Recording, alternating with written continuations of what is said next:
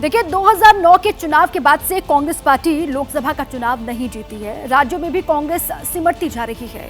कांग्रेस के पास 3 राज्य हैं, जिसमें तेलंगाना और कर्नाटक दक्षिण में है, और जबकि इस पहाड़ी राज्य हिमाचल प्रदेश में कांग्रेस की सरकार है। हिंदी पट्टी में एक भी राज्य कांग्रेस के पास नहीं है। बीजेपी की रणनीति का ही नतीजा है कि बीजेपी हिंदी पट्टी को भी और मजबूत करने में जुटी हुई है।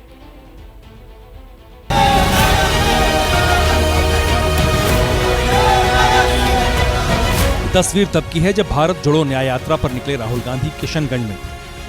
29 को बिहार में खड़े होकर राहुल गांधी जब मणिपुर और जातीय जनगणना की बात कर रहे थे, उसी वक्त पीएम मोदी देश के भविष्य से सीधे बातें कर रहे थे। पीएम मोदी परीक्षा पर चर्चा के बहाने 2 करोड़ 26 लाख से अधिक छात्रों, शिक्षकों और अभिभावकों के साथ बातचीत कर रहे थे। मतलब एक साथ नरेंद्र मोदी ने 8 से 10 करोड़ वोट को साध लिया। अगले दिन जब राहुल गांधी पूर्णिया में थे, तब वो जातीय जनगणना की बात कर रहे थे।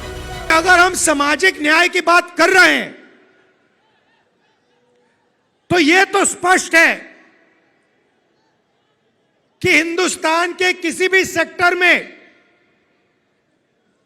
पिछड़ों को, आदिवासियों को, दलितों को न्याय नहीं मिल रहा है कि मोदी जी उसके बारे में। अब जरा समझिए कि राहुल गांधी जाति जनगणना का जिक्र बार बार क्यों करते हैं।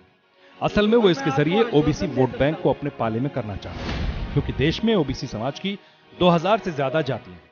543 में से करीब 400 सीटों पर ओबीसी वोट का असर। 250 से ज्यादा सीटें ऐसी हैं जहां 50% से ज्यादा ओबीसी वोटर हैं। जिस जाति के इर्द गिर्द राहुल गांधी की स्ट्रेटजी घूम रही है, उस पर 23 जनवरी को ही मोदी सरकार ने कर्पूरी ठाकुर को भारत रत्न देने का ऐलान कर स्ट्राइक कर दी। बीजेपी की हमारी सरकार का सौभाग्य है, कर्पूरी ठाकुर को भारत रत्न से सम्मानित करने का अवसर मिला। पीएम मोदी खुद हैट्रिक वाली रणनीति को आगे बढ़ा रहे हैं। इसका प्रमाण तब मिला जब 25 जनवरी को जयपुर की गलियों में फ्रेंच प्रेसिडेंट के साथ घूमते हुए पीएम मोदी ने एक बड़े वोट बैंक को साध लिया।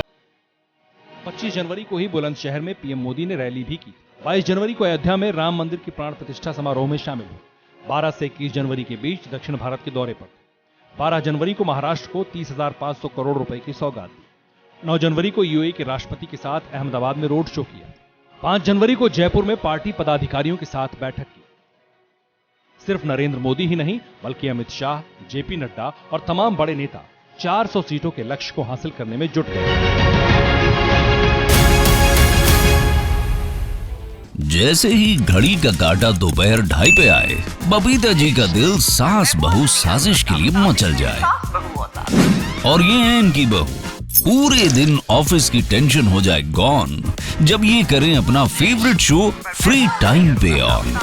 इनकी तरह आप भी देखें अपना फेवरेट शो अपने टाइम पर और डाउनलोड कीजिए एबीपी लाइव ऐप अपने स्मार्ट टीवी पर।